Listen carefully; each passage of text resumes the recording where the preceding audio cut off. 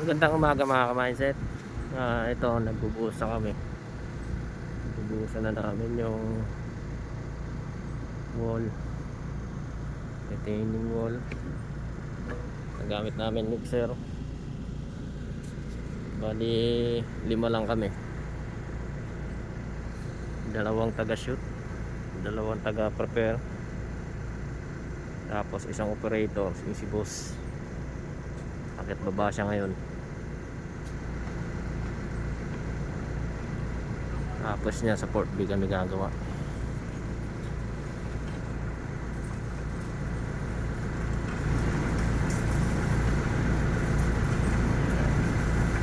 Okay, update na lang ulit mga ka-mindset.